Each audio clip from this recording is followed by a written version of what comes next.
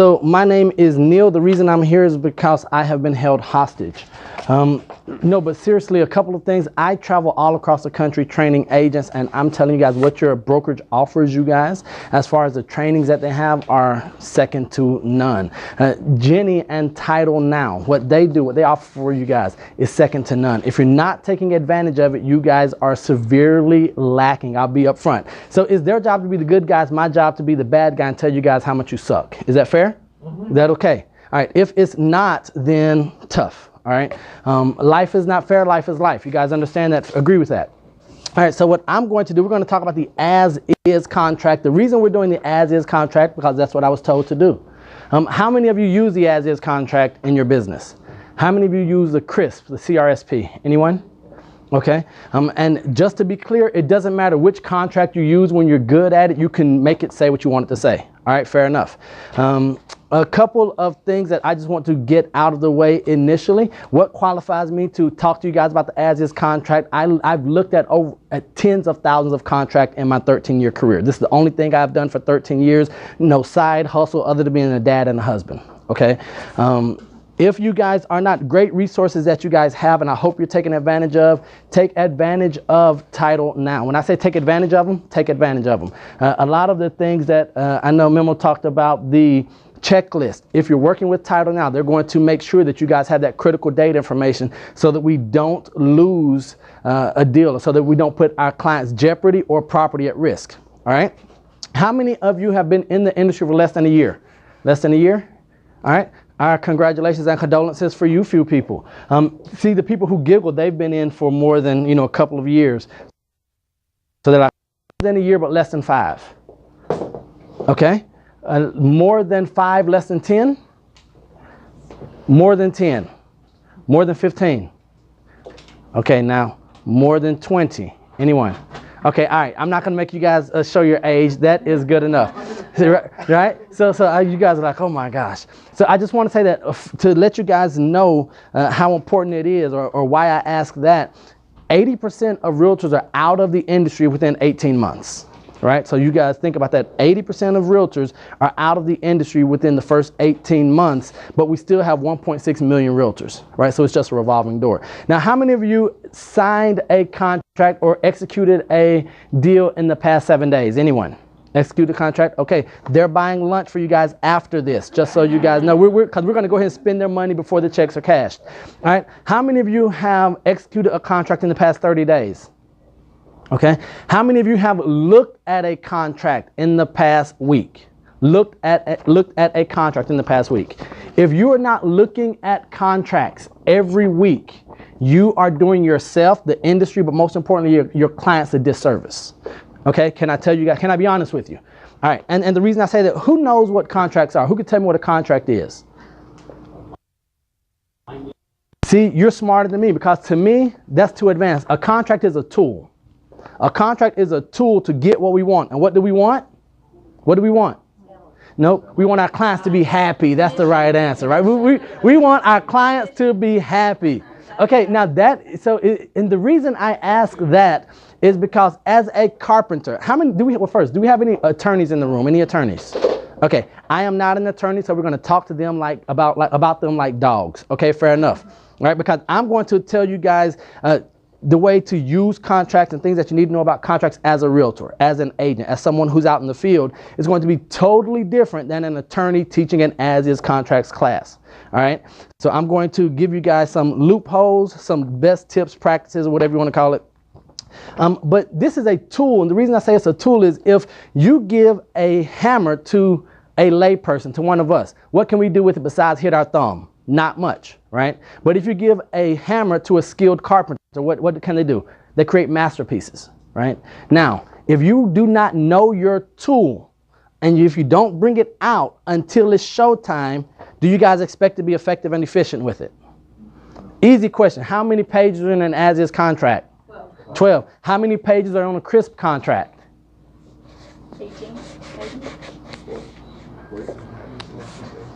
Anyone know? Who knows? Who uses those? I use it. You know why I use it? Because no one else uses it, and I can present a contract to people, and I can get over on you guys because you don't know what you're looking at.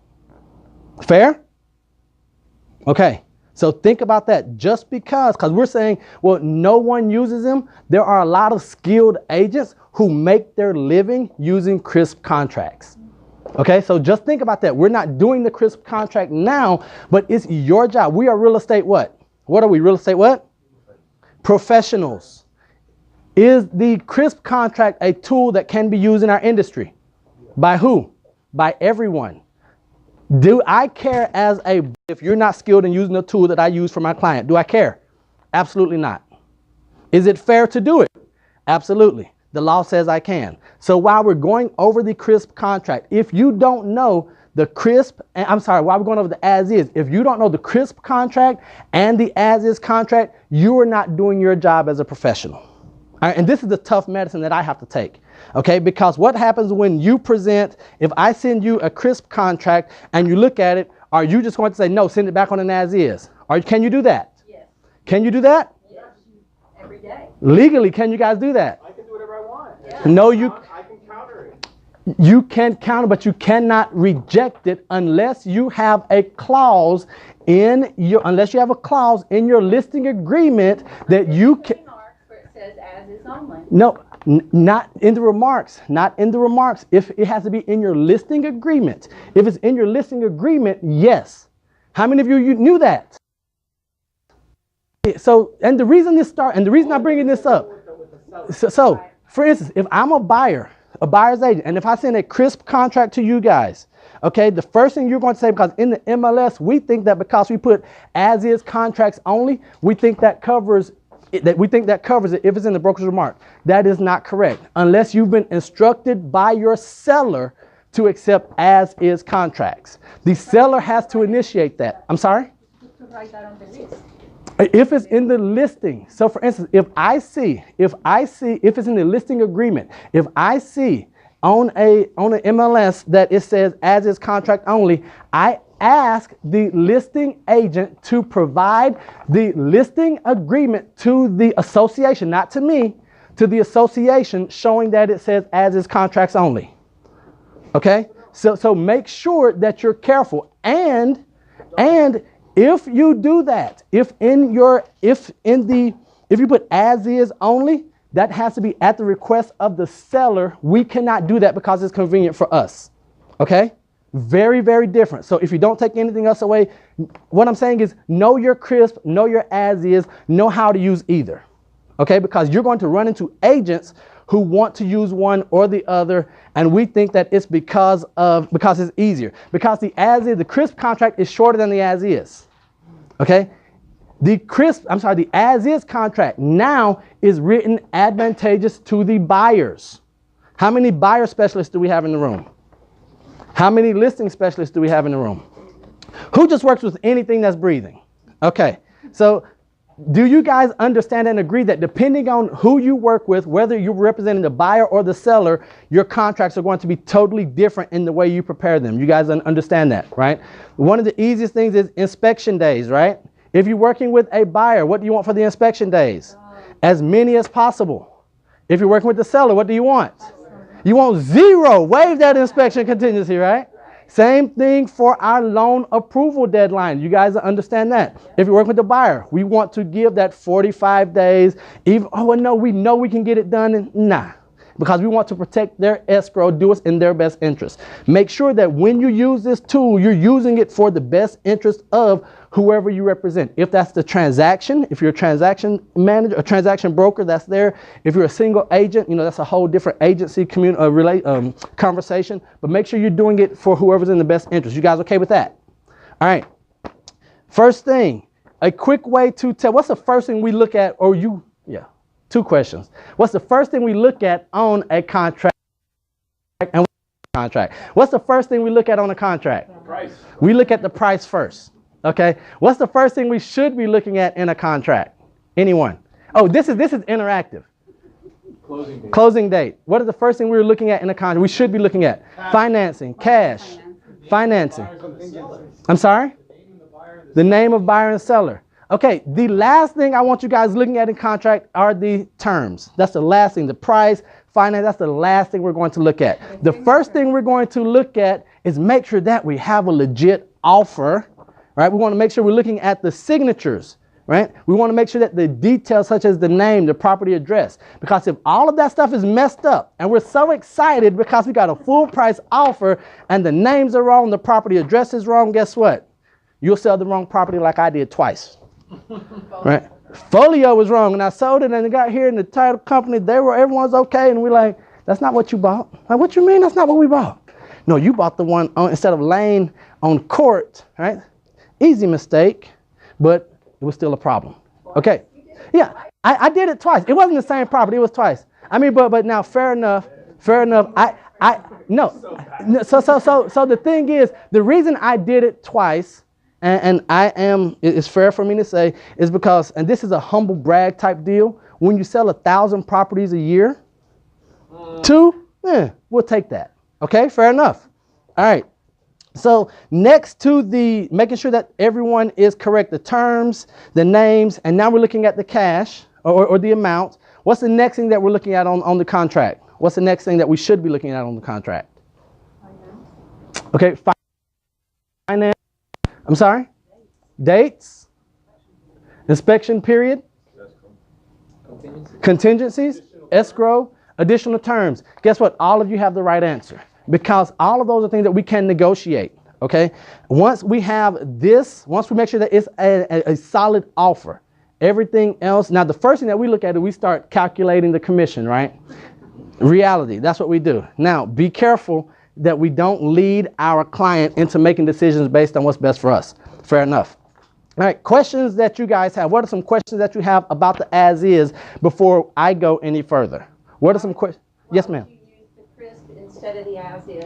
I use the CRSP instead of the as is for when it comes to the inspection or the appraisal issue. The CRSP allows for, now if you look at this, the CRSP allows for negotiation if the appraisal does not come back, if you don't use the appraisal addendum in the as is. Okay? In the as is, if it doesn't appraise, what it says is, at the buyer's discretion, they can either walk away or keep the terms and go forward, removing the appraisal. It does not say in here, it does not say that there's a need for negotiation or that you can negotiate in here. So understand that. So that's the main reason. The other reason that I would use it would just be for the inspection and who pays what and what I can get so that I don't have to add addenda. That's the main reason. Does that answer your question? Yes. Yes, sir. The solution then would be to add an addenda. Okay, and so this is why it's so important because it does not matter which contract you use. You can make a as-is contract read like a CRSP, or you can make a CRSP read like an as-is if you know what you're doing. Okay? If you know what you're doing. We're going right back here to the back first and then to you, sir. Yes. Back to what you were saying about the appraisal and having to put the appraisal addendum. Yes, sir. So on a contract that you haven't placed an appraisal addendum on, and you have that scenario that you were explaining where the appraisal came back lower than the purchase price, does the buyer have a time limit before the seller can say, hey, I'm tired of you waiting to decide if you're going to come out of pocket and buy my house, or say you want to negotiate with me, or whatever? Is there a time period? Is there a time period? Is there a time period? So if an appraisal comes back low on an as-is contract, we do not have an addendum for the appraisal. Is there a time period? Is there a time period that the seller can enforce or that the buyer has to make a decision? Yes or no? Yeah, it's the 30 days. It's the financing period. It's the financing period. Within the financing period. Within the financing period. Okay? So and we will keep saying 30 days. So understand that's what's standard. So make sure that because if on, and your name? You're Nanette? Nemo. My name is Nemo. Okay. So so this is a great thing. I want to see who you guys have access to, okay? And I want you guys to use them because they could be up here just as easily, but a prophet isn't heard in his own land. So that's why I'm here. Just to clarify. Yes, sir. Just to clarify. So let's say agent didn't put the addendum, but the contract gets executed, everything's going fine, the appraisal is done within 2 days. They didn't mark anything, it stays at 30 days as the contract states, it didn't put 45, 30 days. The appraisal comes back the next day. Now we're 3 days into the executed contract, or the clock is ticking. and this scenario comes up. So the buyer has 27 days to say, hey, I'm confused. So that's why I said, okay, so this contract, the as-is contract now was revised in April of 2017. And the main revision was, I say section 8, but it's paragraph 8. So don't confuse that with section 8, okay? So paragraph 8, and all of this is the financing part of it. Now, in loan approval time frame, the financing or loan approval time frame, that's when they have up until the end of the loan approval deadline to decide whether they want to walk out or not. Okay, make that crystal clear. So there used to be, how many of you have remembered the loan commitment? Right? Because we've been in the industry a while, so we remember the term loan commitment. There is no loan commitment deadline anymore. Now it is a loan approval. So to answer that question about the appraisal, but also about anything else, if a buyer has a loan approval, okay, if they're approved now, but they don't communicate that approval to you, they could cancel on day 30 or whatever, 45 or 60, whatever the last day is. Now that's one of the things that and that's one of the terms you want to make sure that you look at when you're communicating that to your seller, if you're representing the seller, or if you're representing the buyer. I'm not telling you guys to get your buyer to cancel on the last day, but if it's kind of iffy, that is an out for you guys. Yes, ma'am. In my experience, the sooner the better though, so you can negotiate, if negotiation is possible, depending on if you have a roof that needs repaired, etc. You can use that money and manipulate all that money and everything at the same time, you know. So to me, I think the sooner the better. Of course, it makes sense. But my thing is, but you wouldn't have to. Say you're the buyer's agent in this scenario, and immediately you disclose your buyer gives permission to share the appraisal with the seller, and you show it to the seller, and it's whatever, 10 grand number, you know, it's a significant number. And now they're like, okay, so what are you going to do? So basically they have to the end of the time period to respond to that question. Yes. And the seller can't do a darn thing about it. No. Because they signed the contract. Okay. And correct. The reason also, I'm sorry. No, go ahead. The reason also is because, let's say, for instance, I applied for a qualification, whatever, the appraisal didn't come in higher. I can bring money to the table. Right. I can get a secondary personal loan. Right. I can get a gift from my grandmother. Right. I can go out and try another bank and see if that bank's appraisal comes up higher. Basically, I have those 30 days to figure out my life and figure out how it is that I'm going to do it. And the seller can't tell me, no, you need to go with Bank of America. Now I got it. Yeah. Okay, I'm going right here then to you, sir. Let's say you make a mistake on the names. Can you create an addendum to change? I mean, to rectify the name? Yes. Yes. So that is as simple as just correcting the name on the addendum. So does the seller have the same window of time to, let's say it's going to take 30 or 45 days, and then they said, okay, you're taking your time, I'm going to wait, and I'm going to call an inspection because something changed in the market. Something back at the right amount. It's the So any appraisal that the seller orders, it cannot be used by the lender, by the buyer's bank. So it doesn't matter if they have 50 appraisals done, if they pay for it, the buyer's bank chooses, or their lender, they're going to choose the appraisal, and that's the appraisal that's going to be used. Even if there's an appraisal from a previous contract, people think that because there was a previous appraisal done, they use the same appraisal. They do not use the same appraisal. They factor in the comps that were used, and if it's within a certain window, we're going to say, unless there were just some dramatic changes and like 10 or 15 new transactions that happen that would be comparable, then they wouldn't use it. But no, so it does not matter. The seller is in a holding pattern at the mercy of the buyer. So understand that when we are disclosing, when you're presenting these offers, the terms of the contract, everything other than price is more important than the price. I'm telling you, everything other than price is more important than the price. Yes, ma'am. So if you're representing the seller and you want to kind of save them that headache in case the appraisal is lower than it's supposed to and they don't want to waste another 15, 20 days, whatever, can you put any clauses in the contract and on the addendas or anything that can help the seller as far as like, Getting out of the You can put the, Because I I've seen that. The addendum that if it doesn't appraise, you can use the appraisal addendum, right? So you can put that in there. However, you can't do anything unilaterally. So it would still have to be agreed upon by the buyer. No, by the buyer. So that's why I'm saying, depending on who you use, right? So if we can't put... And it has the addendum. But no buyer would sign that. Yeah, I do. It's Not my subject to government. appraisal. I've done it before. No, It's no, but I'm saying, subject like, to but you appraisal. should have House is 30 not days to get a subject loan. appraisal. Yeah. I'm sorry? Yes, well, some markets sure. Hold on, wait. Would the lender come back and try to bite you for making the buyer sign something like No, that? so wait. So this is what I need you all to understand. This is what I need you to understand. That once something is signed, it is enforceable. If you're on the losing side, it's your fault for misrepresenting your client. If you're on the winning side, kudos to you. Now, I know that we are supposed to do what's in the best interest of the, bless you. If we're transaction brokers, best interest of the transaction, I'm telling you guys right now, if you've heard me talk about contracts before, do not have your client sign the first offer that I send to you, because you will lose every time. I put things into my contract just so I can see. I do it for two reasons: to know the experience and expertise of the other agent that I'm dealing with, because if I'm representing the buyer, I'll have your seller pay for a $1,000 home warranty from Home Warranty of America. I'll put it in there, make it the same size font as the contract right here. And if your client signs it, then I'm going to say, once it's executed, I'm going to go back and say, oh, you know, great. I'm so excited. Here's what we're going to get from Home Warranty of America.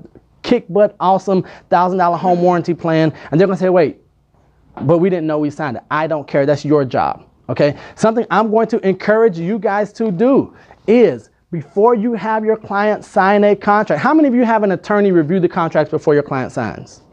Because we don't think that you guys get your offers over to Title Now. They have in-house attorney, correct? Yeah, Attorney owned and operated. Review every single contract we send you, even if there's no escrow yet or anything?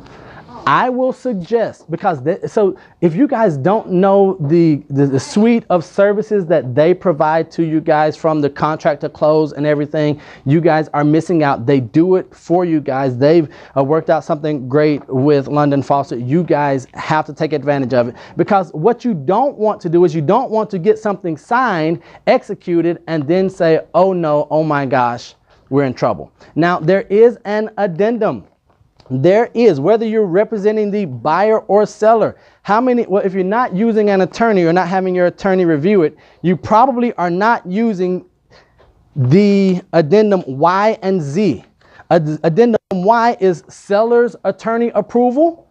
Addendum Z is buyer's attorney approval. So if you want to execute a contract, if you're not doing it where you're getting it out there to the attorney first, if time is of the essence, do the contract. Make sure, though, here's the key, make sure that you send this addendum with the executed contract, okay? And make sure you check it off in the additional clauses section, whether you're representing the buyer or seller. And then so for instance, for the seller's attorney approval, no, let's do the buyers, since we'll be working with buyers and we'll send it over.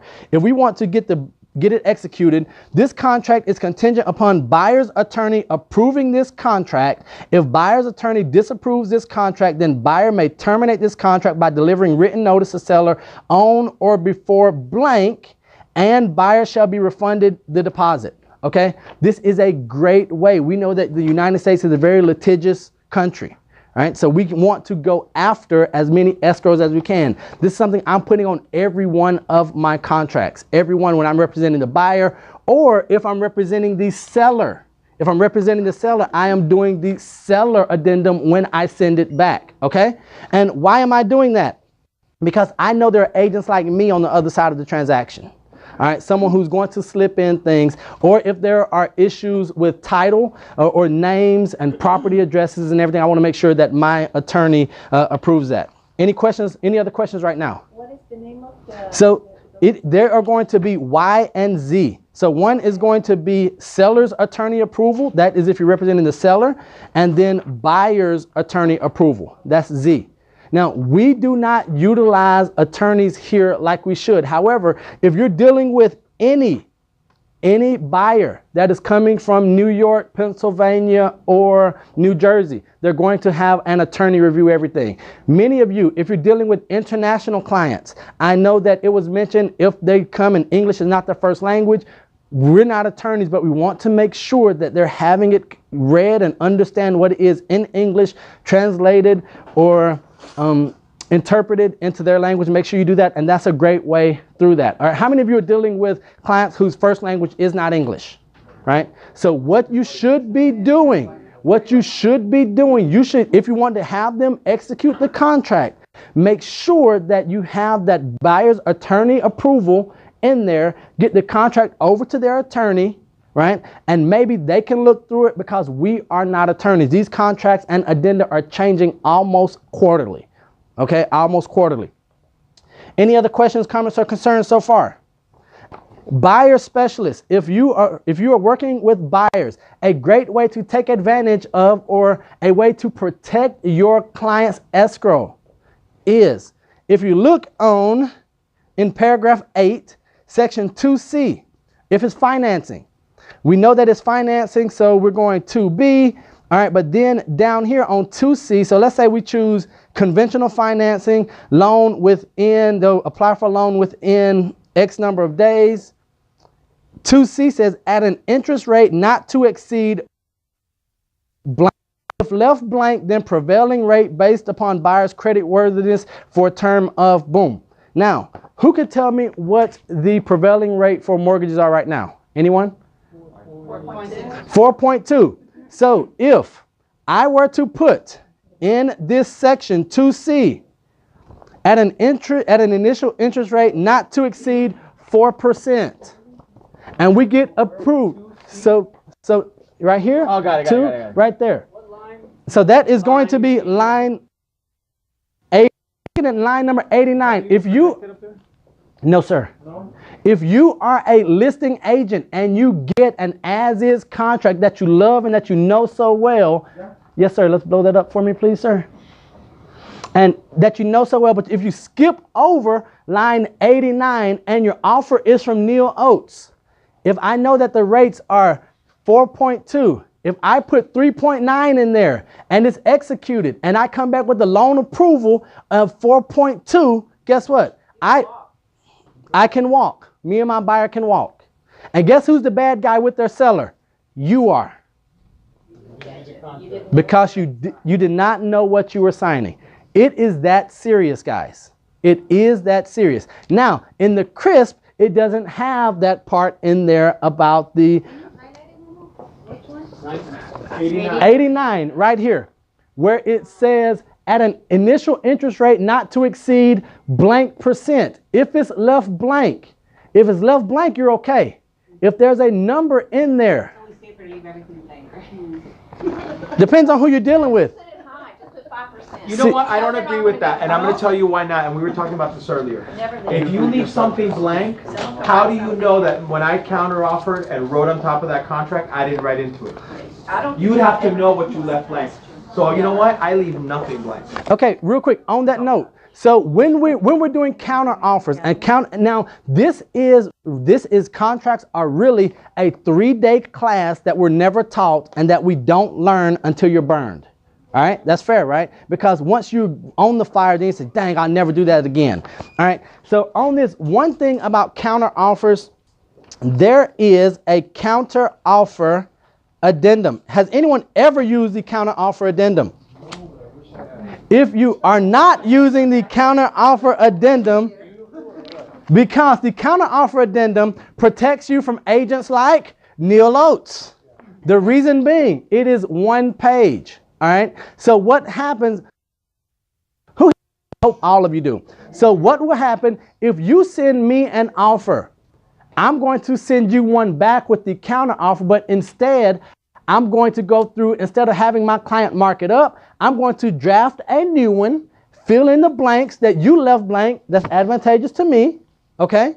You guys understand that? Because if I do it that way, I don't have to have my client initial the changes.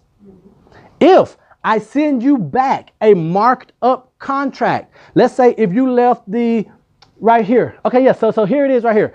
So if you don't use this, and if I send you back a marked up contract, meaning that instead of $250 for the sales price, if I put $300 for the sales price, that means I have to mark up the contract, mark out $250, have my seller, buyer, initial, it looks ugly. And so what I'm going to tell you, to make it look better and easier for everyone to read, I just took what you have your client sign and send it back to me. Does it matter what I tell you? Absolutely not. It matters what's in writing. So if me, now here's a question where we start saying, is it legal? Yes. Is it moral? Depends on what kind of agency agreement you have, because if I do everything as a single agent, and if I do what's in the best interest of my client, and I have a fiduciary duty, as long as it's legal, you guys understand where I'm coming from. So if I send you a new contract and I tell you, Nanette, it's signed, I put everything that you put, I just recopied it, put it in here, sign it, send it back. If you trust me and take me at my word, because I am a respectable looking young man. No way, Jose. But how many of us do it because we want to execute a contract and put those dollars? Listing agent told you, oh yeah, just send it back to me. Like that, just mark up the contract. They don't even want the even with that, I know from personal experience and all of the thousands of agents that I'm coaching and teaching, we are not doing our due diligence to make sure that our clients are protected, because we lead thinking commission first. Okay. Now, so what this addendum does that's on the screen here, it's going to tell you counter offer number. You can come in and then, if you're going to change the price or any other terms. For instance, the gentleman asked what line number it is. You guys need to get familiar with line numbers, okay?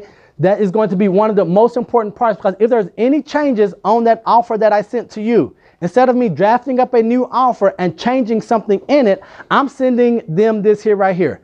Use the counter offer addendum, and just make the changes right here. Because now, I do not like overwhelming I used to say I don't like overwhelming my client, whether it's the buyer or the seller. The truth is, I'm afraid of screwing up and it costing me money. Okay? So now if I can come here on one page and say, okay, line number, this we're changing, this we're changing, this we're changing. And then in bold, it says this is intended to be a legally binding contract. All right? So understand that while it's a tool, it can also be a tool of mass destruction. Everyone familiar? Everyone okay with this? Yes? How many of you are going to be using this going forward? Hopefully everyone, unless you're not doing deals, then you might be out of the business in 18 months. And like I said, it's not my job to be the good guy. So, I wanted to add something that happened to me. If it's a story, it's either got to be explicit or, no, I'm just kidding. Go ahead. I got a counter offer, and the realtor and I agree, actually with the attorneys, to lower the commission. So now, careful on that, because you guys know that as realtors, as agents, you as an agent cannot reduce or have any conversation about commissions without your broker's okay. We see it all the time. You as agents who want to say, let's go 50-50, let's reduce this to make it work. If you do not have the okay from the brokers in writing, what can and what does happen is the broker can come to you as an agent and ask for their full share based on... Sorry to interrupt you. We're at 100% commission. No. We work on contracts. But I'm talking about what if they negotiate and on the other side of the transaction, the other brokerage is not. That's their problem. So that's what happened to me. I agree with the realtor, and then the guy went on vacation when we closed. When he came back, he says, the broker says, what is the rest of the commission? Yes. And I said, I disagree. What's in the contract? You wrote the contract. No. So wait.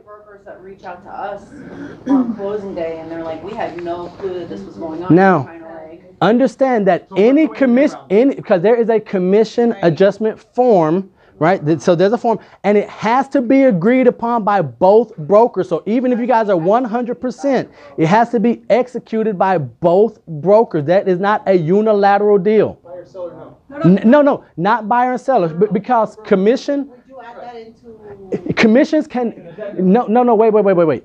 Commissions, no, we do not add it to contracts because commissions cannot, it is a violation of the standard, of the code of conduct. Commissions cannot be negotiated in the contract because who is the contract between? The buyer and the seller. Who are the commissions between? Broker and broker, not agent and agent. We can't stress that enough. It's not agent and agent, it's broker and broker. So there must be a separate agreement between the broker. Go all the way down, scroll down. No, it's a different one. Okay. So I don't even think it's in this. So hold on real quick. So on that note, everyone, on that note, even if you're 100% on commission, let's do this in order to make the transaction work. You need to ask them. First of all, the safest way is to have that go through the title so they can get in contact with both brokers to make sure that you're safe, especially with title now because they have the transaction management, transaction coordination. They'll take care of all that. Do not, I'm on the professional standards committee. Do not negotiate contracts in this addition. Do not negotiate commissions in this additional clause section right here, because if you write in something that's different in the MLS, you are in violation and you will lose, and your broker is going to be responsible for paying the difference or paying the fine. Now, if the MLS says 2 coconuts, okay, and you write 3 coconuts in there, immediately, whether the offer is accepted or not, you are in violation and you will lose and you will get marks on your license, okay? And the reason being is because the standard of practice in the code of ethics says that they're trying to keep you from using the commission as a reason to accept the sales price. If you're working with investors, right, a lot of us will see they'll try to get you to, if they put that in here, so-and-so waives commission, trying to entice you to take the offer. Do not sign a contract where in here where they're asking you, where they're saying they're willing to waive the commission. Okay? Do not do that. Okay? So all of that. Is it the modification to listing agreement? I believe no, not the listing agreement. I'll find it and I'll send it to you because yes. So it is a commendum, but now understand. They just use you as their broker. Understand. Now this is on the commission addendum. On the commission addendum on here, it says that there's one signature for only one broker. Both brokers have to agree, especially if it's going to be affecting both. Correct? Yes. Okay, but if the investor doesn't have a broker, if he puts it in here, have them sign a new offer. Have them sign a new offer. Have them send a new one without that in there. Because then if you're the listing agent, hopefully your listing agreement, because that's where commissions are dictated, in the listing agreement and what's on the MLS, not in contracts. Contracts, there should be no mention of any commission on a contract. None, because that is not information that's privy to the buyer or seller. Now you guys are going to say on the CRSP contract or that broker. That is, you only fill that out for one side, whatever side you're representing, because you don't know, and that's just based on the MLS. So I have one question right here. Yes, sir. Yes, can somebody have a listing agreement with their seller saying, if I'm cooperating with another agent, I'm splitting 3%, and on the MLS they put 2%, or vice versa, they want to give a bonus and then they split. Whatever the listing agreement says goes. The issue is that a lot of times you won't know as the buyer or as a co-op agent what the listing agreement says. Now, what agents have done on listing agreements, they can have the max or what they're going to be paid, how many coconuts they're going to be paid as the listing brokerage. And then in the co-op section, it says to be split at broker's discretion as they see fit. So that's how it can be different. Different question. He's asking if somebody. I got it. But I only say I'm getting 4. What he's saying is that can somebody lie and say let's say I got a 6% from my seller, but on MLS I only say that I'm getting 4. It's 6%, and on the same agreement it says I will split if I sell this with another broker, I'll split it. Give them 3. 50, and then what I put on the MLS, which they might not know, that I'm offering 2%. Absolutely.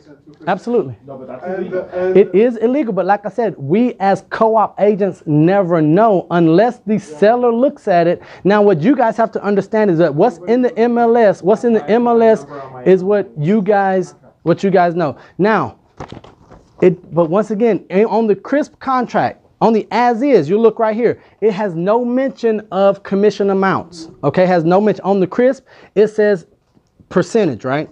On this form right here, on this checklist, it has a section for the commissions. Okay, now I know that a lot of you think that whatever you're getting on one side of the transaction, then it's the exact same on the other side. That is not the case. Only put information that you know. For instance, on this contract, if you put 3% for this section right here next to your name, if you're the buyer specialist, if you put 3 coconuts right there, and then on my side, if you put 3 coconuts, I can take you in front of the professional standards. I can file an issue with the grievance committee, and you will lose. Because you're telling me, or you're using this section to almost negotiate, even if your side is right. The fact that you don't know what the other side is getting, you are in trouble. Because the MLS, you guys understand that whether it is the co-op or single agent transaction or no broker relationship, all of that is only commissions for you as a co-op broker, co-op agent. You guys understand that?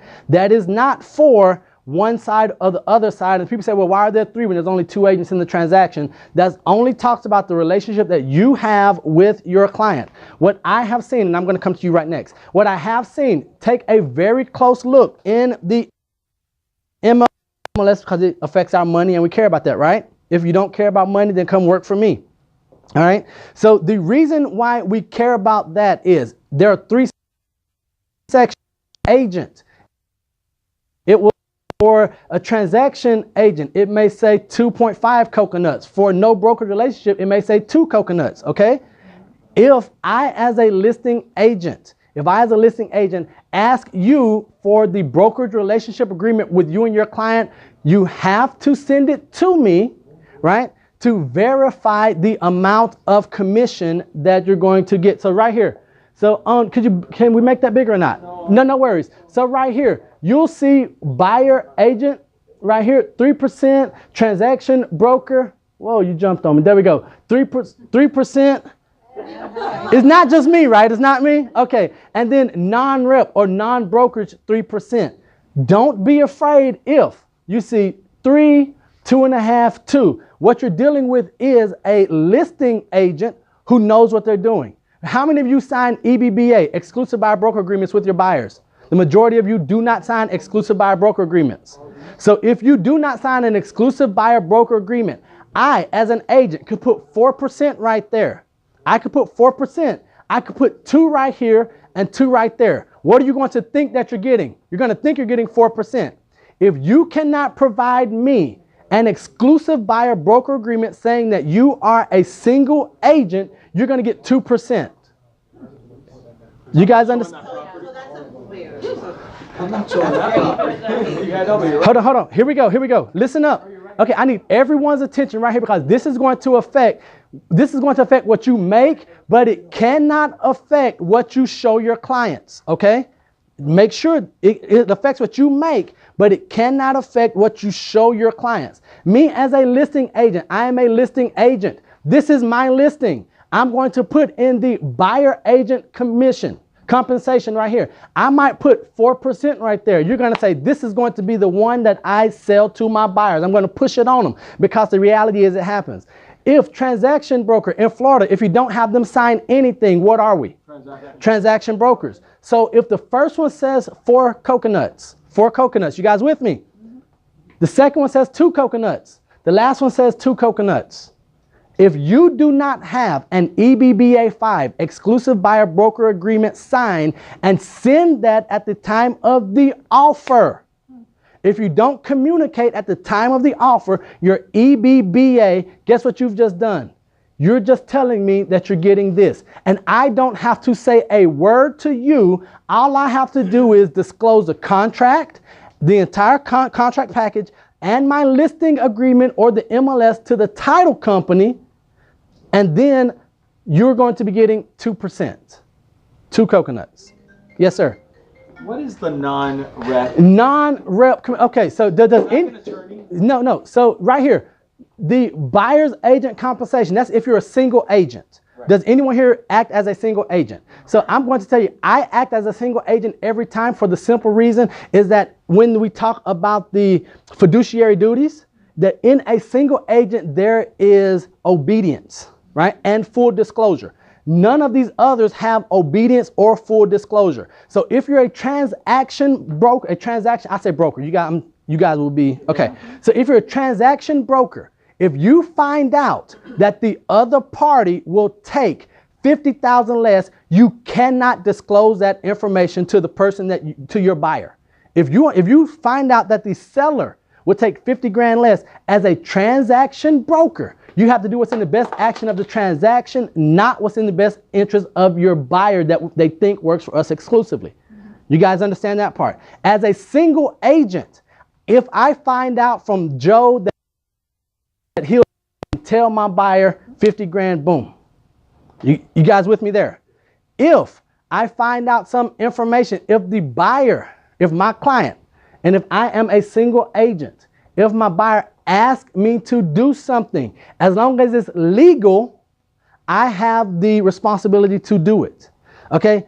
Full obedience is not one of the fiduciary duties in these other 2. All right, so what happens is if you are a transaction broker, because you haven't had anything signed, first of all, I hurt your feelings and tell you you're not getting 4 coconuts, you're getting 2. And then if I find out that you did something in obedience to someone where there's limited obedience, then you're going right back before me in front of professional standards. If I am a single agent and my client tells me to do ABC and it's legal, I am acting underneath the fiduciary duties in the Code of Ethics. You guys understand that? Now, what the non-relationship is, no brokerage relationship. Some buyers will say, I don't want you representing me. All I want you to do is present the offer. Okay? That's what this is right here. Now, if you're going to do this, there has to be a no brokerage relationship agreement signed at the time of your initial consultation. Okay? So those are usually going to be our investors. A lot of our investors will sign a no brokerage relationship agreement, or the agent is going to ask the investor to sign a no brokerage relationship, and that just absolves them of all responsibilities except for accounting for all funds, being honest in the transaction, and then delivering escrow monies. So this has the least liability for you dealing with the buyer. Right? Because other than presenting the offer, accounting for all funds, dealing fairly and honestly, and then making sure escrow is delivered, you don't have anything else here. In this section, there are 7 responsibilities that you have, and I believe that as a single agent, there are 9 fiduciary duties, if I'm not mistaken. Right. I had a question right here. Yes, ma'am. Okay, so you say when you are a buyer agent, you have to present that with the offer. Yes. Okay. To get the commission. If the commission here is 2% and the other 2 are 3%, if you don't present that, then you can claim the 3%. Okay, so no agent, in my 13 years, I've never seen a lower single agent commission than here. What we see a lot is the same across, unless you look at one of my listings, that's going to be really high. And this is going to be about market or what we're seeing. Because there are no normal market. So that'd be really high to get you there. But then I know, for instance, look in this room, how many of you use an exclusive buyer broker agreement, get it signed? You guys are not doing it. So I can put 4% right there. Now, if you bring an exclusive buyer broker agreement at the time of your offer, I'm contractually required to pay that. But I know that right here, that's what we look at first. If the buyer's agent brings it on. If the buyer's agent, yes, sir. Okay, we were just reviewing those from class. Let me ask you a question. But wasn't there a shortfall to doing a buyer's agent, like that you couldn't? There was an obstacle to it. You couldn't get both sides of the deal. Right. Consent to be a transaction broker and top that, yes. take yourself out of being Yes. Now, understand that the EBBA and the single agent and everything is only if the transaction is within the same brokerage. Not you as an agent, it's the same brokerage. So Nanette doesn't have to have both sides. If she has one side and the gentleman here has the seller, then there has to be, someone has to have a conversation, right? Because it might be, okay, she has to give it up. Now, we aren't even aware. We're not even paying attention. All right. And I know a lot of the big franchises have that issue a lot. And then I know that Jenny and her team are sitting here asking, okay, where is the transaction authorization to transition to a transaction broker? And if you don't have it, there's an issue. Okay, so that is one of the ways. Now, what I do is, do you guys know, and do you guys know how many inter-office, the percentage of inter-office transactions that are happening in our MLS right now? Does anyone have any idea? 25%. Less than that. Okay, so we're right at about 21% of inter-office, but everyone thinks that's the way, oh well, and it's just easy, right?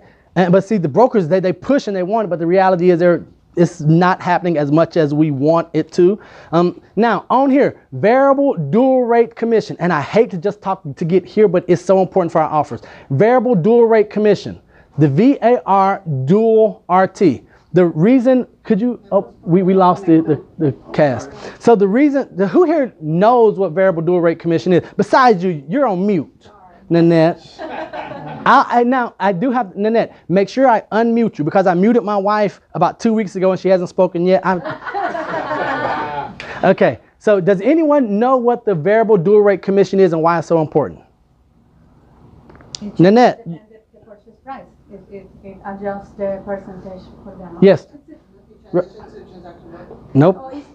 If there's a difference between the compensation to the buyer that the seller is offering the seller agent and the buyer's agent. If there's a difference.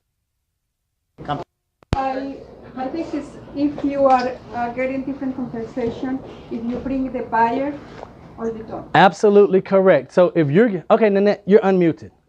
Okay, that's what I was gonna say. You see, that's exactly right. So if you two-side the transaction, and if your commission split, the number of coconuts changes, then variable dual rate should say yes. Now, if you are a buyer specialist, if you're working with the buyer, and you see variable dual rate yes, you have permission to call the listing agent and say, what is the difference?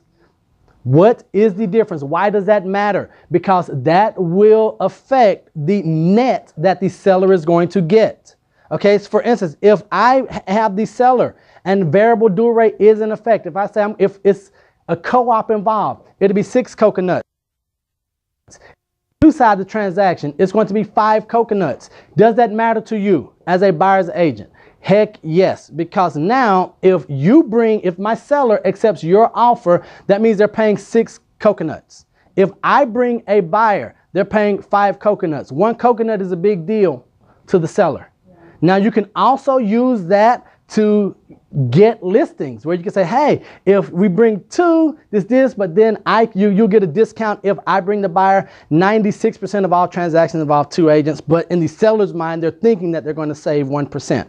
Or 1 coconut. Fair? So make sure if you see yes for variable dual rate, you cannot ask how much are you getting paid. What you can ask is how many points or coconuts difference it would be as opposed to 1 agent two-siding a transaction, or if the buyer is represented by another broker. You guys understand that? Yes, ma'am. Yeah, I know you went to the commission part because of a question, but we were talking about the additional terms, and I want to say something, that anything that is right in the additional terms can affect the loan process. So do not use the additional term part to put anything there. Anything you want to put in an additional addendum. For example, seller contribution can affect the appraisal. So when we are processing a loan and we have a seller contribution, we do only the contract because that affects the appraisal value. Okay, I am going to wait. Hold on, wait. That's coming from the lender. I'm going to tell you guys from an agent who's doing deals in the field, I want to see that in the addition. I want to see it in the additional terms. Okay. If the lender has an issue with it, we'll do an addendum or we'll do something different later on. I want everything disclosed up front. Okay. I want that in there. I want to put seller contributions in there. I want to ask for everything up front, because if we try to hide something and if we come back later on an addendum, right, and if one person signs it and the other didn't know about it, then they sign it later, then it looks bad on us. So she's right that the lenders don't want to see it. I'm telling you, as a broker, as an agent, as someone on professional standards, disclose. Let them see it. If like they don't like it, this lender might not like it. Other lenders, they understand title. They understand if they want something, if they want a change done, let them do it. Now, if I am, because think about it, if I am representing the buyer, do you think I want the buyers to sign 12 pages or 13 pages? 12. Because they're going to say, and I understand where you're coming from, but then your job is to do what's in the best interest of the transaction. My job is to do what's in the best interest of the transaction for my part or for my client. So totally different. If you are a seller, you might want it to look one way. Title's going to want it to look one way. You guys. We want the seller to sell. We want the buyer to. I understand that, but it's hard enough to get sellers to sign and buyers to sign 12 pages. This is coming from 13 years in, looking at tens of thousands of contracts. My coaches and their coaches, we're telling you that you can sign and execute initially. And then if something needs to come back on that one-page contract addendum, that's the way to do it. I am not going, because while she has a point from the lender side, I'm not a lender. I don't care what the lender does on their side of the business. Close the deal. Do you guys agree? I don't care what an appraiser does. Close the deal. I don't care what title does. Close the deal. I just know that I need to do what's in the best interest of my client, get them to get the transaction going, because if it's going to cost me a day to explain why we have an additional addendum versus 12 pages and someone else gets the property, guess who screwed up? Me. Okay, now if you want to have that conversation up front when you're doing your initial buyer consultation, by all means go ahead. I just know that what's in the best interest of, or what the law says can be done, and then specific lenders, if they want to do something different, or title companies want to do something different, because if we try to do something for every lender and every title company, we're going to have a 40-page document that's never executed. Yes, sir. Just a comment and a question. I think what she meant is later on. No, she's talking about initially. Later on, together. Yes. Together with the happens, no later. To me no later because an addendum later it takes time, and then in the meantime they can delay the process. Together. Because sometimes later on, you know that there's an issue with the appraisal or whatever, and then you have to have an addendum because you're not going to go back to the contract and change it itself, and then you just keep it aside. You have the addendum signed by both parties, everybody's good, you have the contract, and you know the buyer is getting that money like later on in the contract, so that you don't have to present it to the mortgager and say, okay, well, the seller agreed to get that credit. Okay, now from what I want you guys to understand is that I don't care what's understood outside of a contract, what's enforceable, and my job is for you guys not to get sued. Okay, and for you to have as little liability as possible as agents, not as lenders, not as title, not as attorneys. If it's not on paper written somewhere within the time frames or the deadlines, then we write judgments from professional standards all the time. Where if it's signed on paper, legal, both parties, but it's not presented to the bank, to the lender.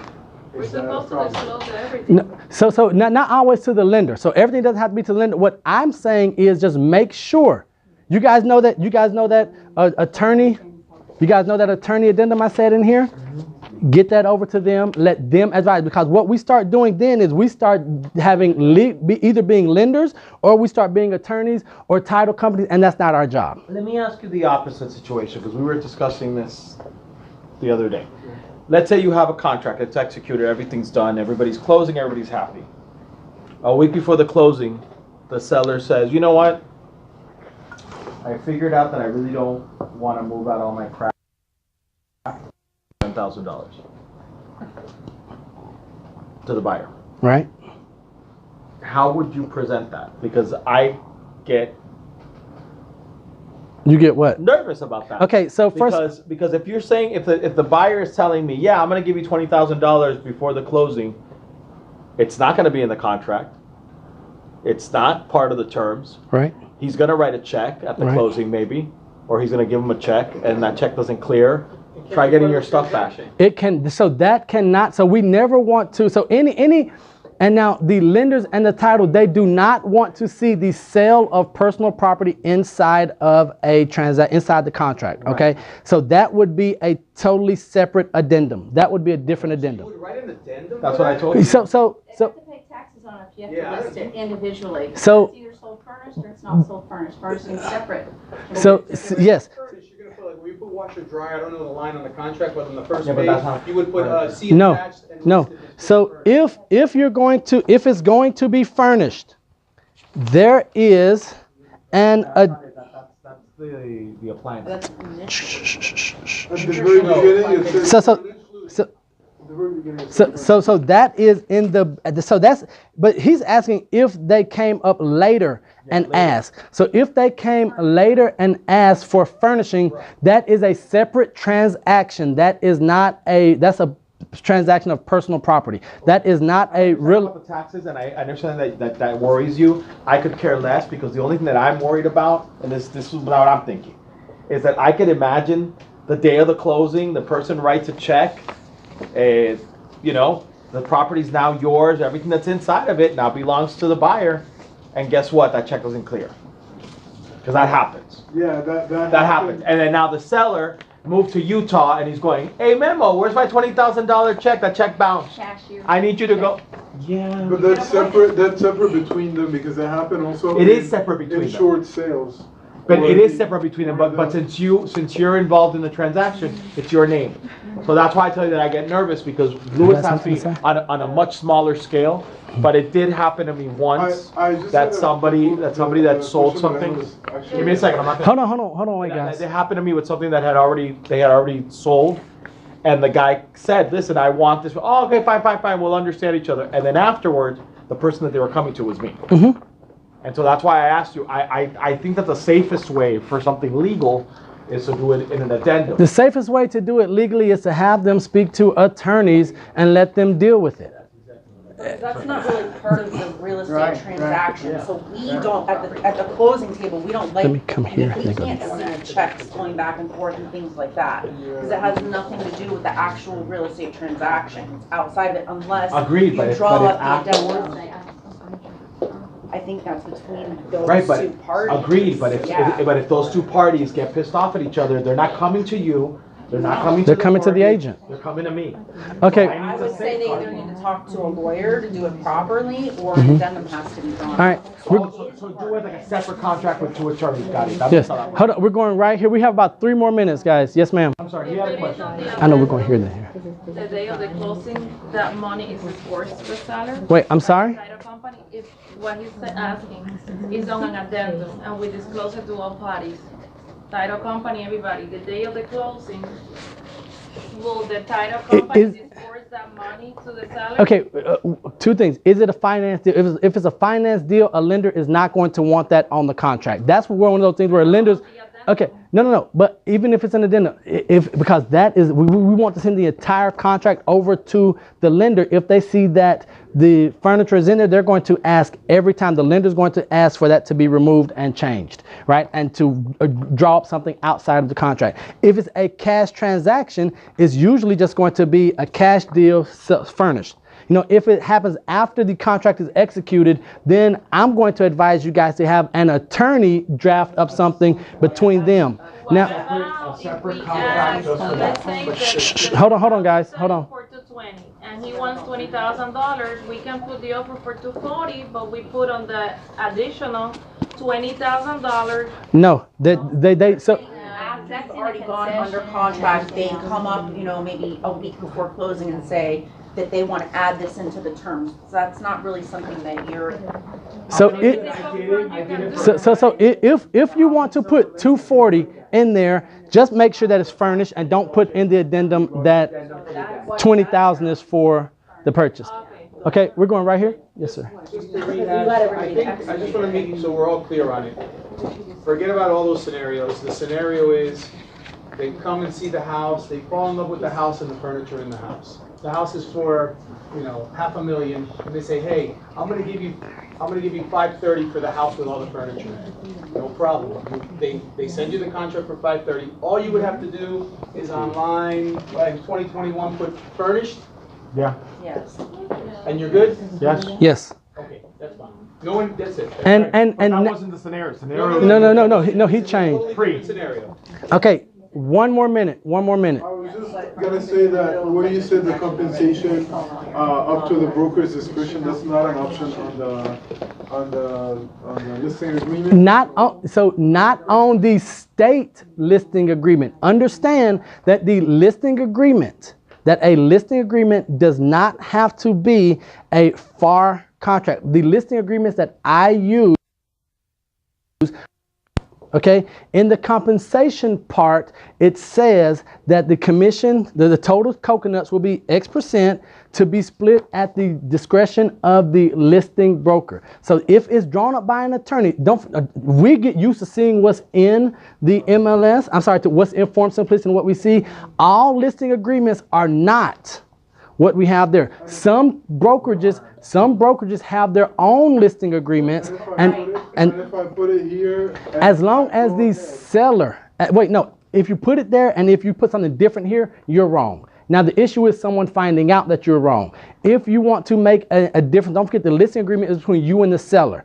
If you want to write in the additional terms in the listing agreement and the seller initial or seller change and sign off on it, that's Bobby, totally different. No, we have to use the Okay. listing agreement that's in Form Simplicity. I can just imagine everybody coming up with their own maybe an formula. additional that broker is able to. You got to do whatever he says. That's Bobby's choice. But because don't forget that money is the broker's decision, and from there, you guys have to operate within their law, whatever they say. Then you might, you might have a listing and you're presented one of these contracts. So that's a whole different thing now. You're not, we have to use a FAR bar here, but I'm saying you might get something like. But that won't affect the commission that you're being paid on the listing side. Yeah, he's thinking listing agreement. So can you send us your listing agreement? No, I can't. No. We have 355 agents. We're not going to have 355 different listing agreements. Right. And I'm sure Bobby. Because that and what he's saying is, what you guys have to understand is that the liability of everything you guys do, while you might get a slap on the wrist, the broker, they get locked in stocks when one of their agents screws up. Move on. Okay. All right. Okay. So now what I am going to challenge you all to do is this. Look at the contracts. If you are not studying your contracts on a weekly basis, that's the as is and the crisp and the addenda that you use, whether it is the lead-based paint. If it's built prior to what, you need lead-based paint? 1978. Lead-based paint. Understand the condo disclosure versus homeowners disclosure. Understand what's needed for a single family versus the condos if we're talking about seller disclosures. Right? While seller disclosure is not required by law, it is strongly encouraged just so that for disclosure. Okay. Also, speak to your title companies. Ask them questions. Use them.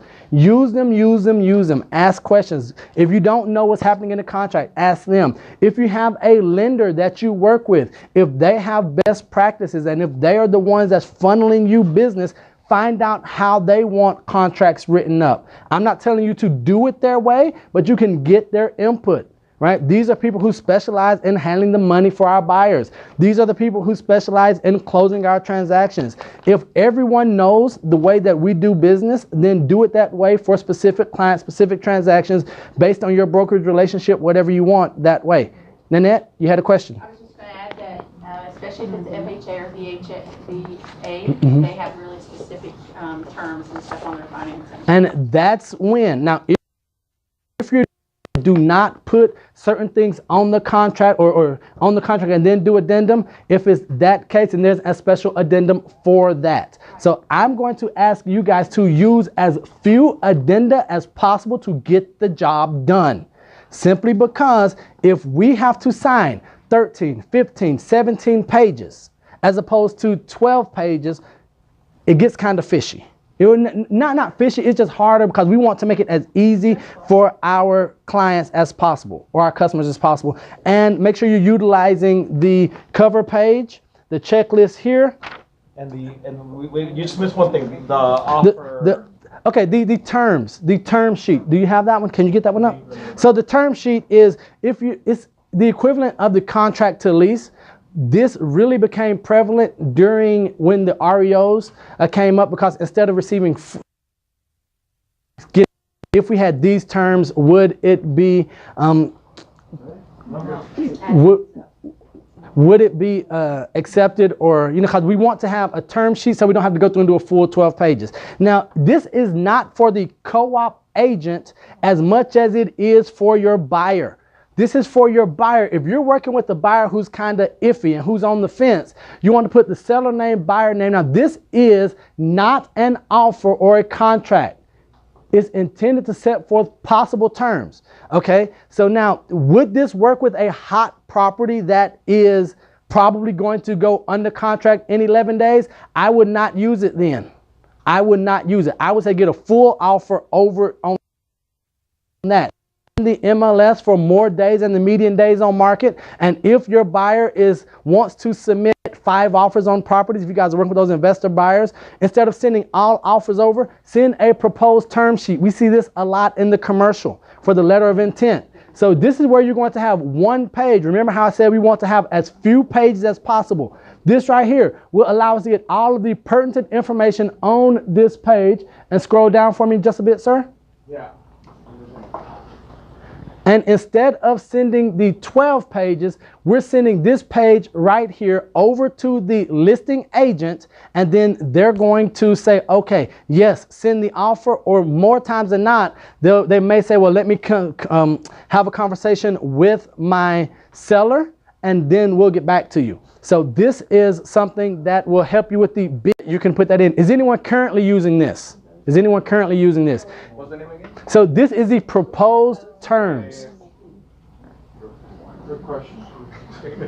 I just had it. Proposed term sheet. Proposed term sheet. The reason why I brought this up was because this came up in the class, and I thought it was a really good tool.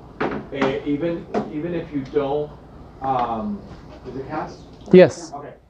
What I was thinking was, sometimes when you sit with a client and you send them over a 12-page contract, an e-sign, they get nervous. It's really extensive. And if you really look at the contract, there are very few things that we're actually filling out. All the rest is BS and it's standard, correct? And the things that we fill out are usually the stuff that's on the IMAP and on the MLS and on the sheet, which is basically these things down here. So what I was thinking that it was a really good tool was when you have a client, when you have a client that it's delicate, or that maybe you need to sit them down and explain to them, listen, these are the things that I need to set forth and whatever, that maybe this could be like the intro to the contract. Kind of telling what you're going to tell them. So you fill this out with them together. Okay, we agree to do this, we agree to this, we agree to this, and then you fill out the contract. So that when they get the contract, it reflects this. So I thought it would be like a really good cover sheet, if you want to call it. It's basically an LOI. Yes. Exactly. So in commercial, we see the LOI all the time. So this is just setting forth those terms. Now, like I said, it's not binding. Yeah. So it can be used for 2 people depending on how you use it. The first one could be for your buyer, as Memo was saying, to make them feel okay. I'll look at this, have a conversation. That's one thing to ease them into it. Or it could be for the listing agent if you're working with the buyer who's submitting 10 offers. Instead of submitting 10 offers, 120 pages, to various agents, you can say, okay, we want to do this, if you have that investor, or if your buyer is just tired of submitting offers because they've lost so many deals, this would be a great way. You say, hey, Joe, check this out. Instead of doing the full thing, let's just send over a term sheet, see what they come back at, and we can negotiate that. I would not send this over on hot properties that you're expecting to go under contract quickly, because a lot of times the listing agent, we in this room, would say they're not serious, right? Because it's a fine line. So understand, if it's something that you think is going, if your buyer loves it, I would say submit the full offer signed by the buyer so we can try to get something executed. If you're in a filling out process, or you just want to see maybe your buyer's just jet lagged from the number of offers they've submitted, this is a great tool.